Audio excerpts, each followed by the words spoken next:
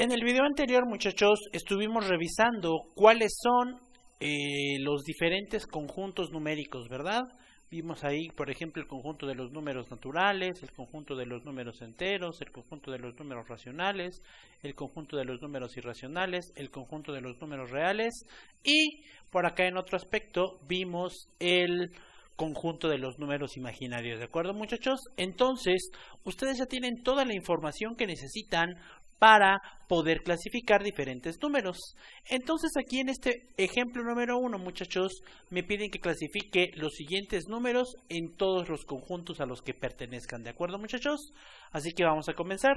Pensemos en el número 4, ¿de acuerdo, muchachos? El 4 de entrada sabemos que es un número natural, ¿verdad? Porque podemos utilizar el 4 para contar de alguna manera. Tengo 4 bancas, tengo 4 hermanos, tengo 4 abuelos, etcétera, ¿de acuerdo? Entonces el primer conjunto en el que lo vamos a clasificar es el conjunto de los números naturales. Ahora, el 4, muchachos, además de ser un número natural, es un número entero, ¿verdad? Así que también lo vamos a clasificar como un número entero. El 4, muchachos, lo podemos expresar como la división de dos números enteros, ¿de acuerdo? A lo mejor si yo divido 4, que es un número natural, entre 1, que es otro número natural, me da como resultado un 4, o si divido 8 entre 2, o si divido 16 entre 4, etcétera. De tal suerte, muchachos, que como el 4 lo podemos expresar como la división de dos números enteros, entonces el 4 también va a ser un número racional. Y como estos tres, muchachos, son un subconjunto de los números reales, entonces también va a ser un número real. No es un número irracional, muchachos, porque no tiene una parte decimal infinita no periódica, y tampoco es un número imaginario, porque no es el resultado de una raíz par de un número negativo. Pensemos ahora, muchachos, en el menos 2. De entrada, ¿es un número natural? Y la respuesta es no, porque no contamos naturalmente, menos 1, menos 2, menos 3, menos 4, etc. Entonces, no es un número natural. Sin embargo, sí es un número entero. Recuerden que habíamos visto que los números enteros, muchachos, son los que se pueden representar en una recta numérica. Así que el menos 2 es un número entero. Como el número 2, muchachos, también lo podemos expresar como la división de dos números enteros. Pensemos, por ejemplo, en que lo podemos expresar como 4 entre menos 2, o lo podemos expresar como menos 2 entre 1, o lo podemos expresar entre menos 10 entre 5, etcétera. Como lo puedo expresar como la división de dos números enteros, entonces también es un número racional. Como estos dos son subconjuntos de los números reales, entonces también lo vamos a clasificar como un número real. Pensemos ahora en la raíz cuadrada de menos 2. Si nosotros utilizamos nuestra calculadora, muchachos, y calculamos la raíz cuadrada de menos 2, nos vamos a dar cuenta que nos da como resultado un número con parte decimal infinita no periódica. Por lo tanto, muchachos, no es un número natural, porque no contamos normalmente con 1, 2, raíz de menos 2, 3, etcétera. Entonces no es un número natural. Tampoco es un número entero por el simple hecho de tener una parte decimal. Tampoco es un número racional, muchachos, por el hecho de que tiene parte decimal de finita no periódica, así que lo vamos a clasificar como un número irracional. Y como los irracionales son un subconjunto de los números reales, también lo vamos a clasificar como un número real. Vamos ahora con un medio, muchachos. Un medio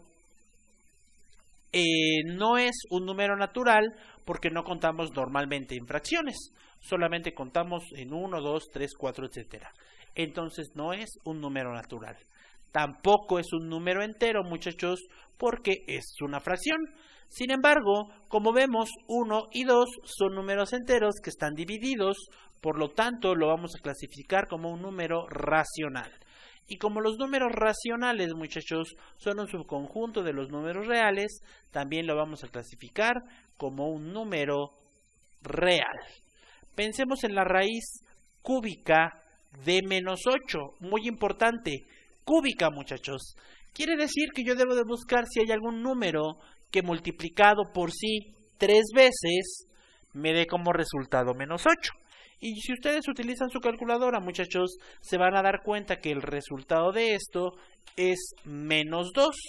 Y menos 2, muchachos, que ya lo habíamos clasificado aquí arriba, sabemos que el menos 2 es un número entero, sabemos que es un número racional y sabemos que es un número real. Vayámonos ahora, muchachos, con este número, 0.33. Y recuerden que esta barrita de aquí arriba significa periódico. Quiere decir que este punto 3 se va a repetir infinitamente. Es una parte decimal infinita, pero periódica. Por lo tanto, muchachos, va a ser un número racional. Y como es un número racional, muchachos, también va a ser un número real. Pensemos en el número pi.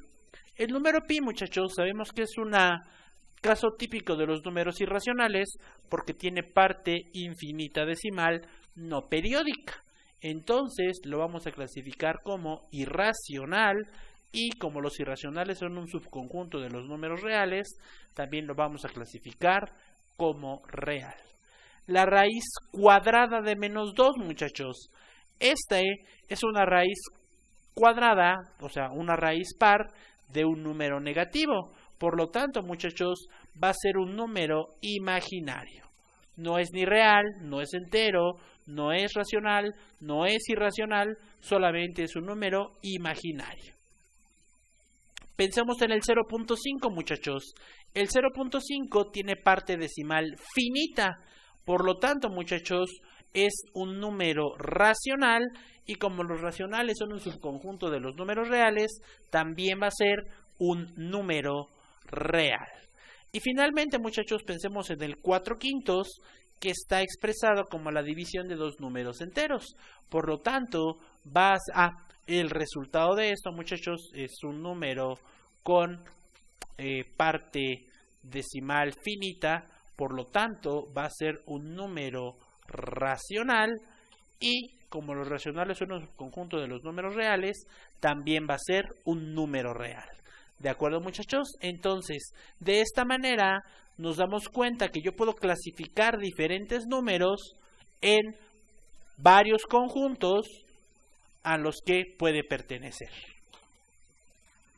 Ahora, muchachos, como ejercicio número 1, les voy a pedir que clasifiquen estos 10 números en todos los conjuntos a los que pertenezcan. Si se dan cuenta, muchachos, es la misma instrucción que el ejemplo anterior, ¿de acuerdo? Solo que ahora lo tienen que hacer ustedes.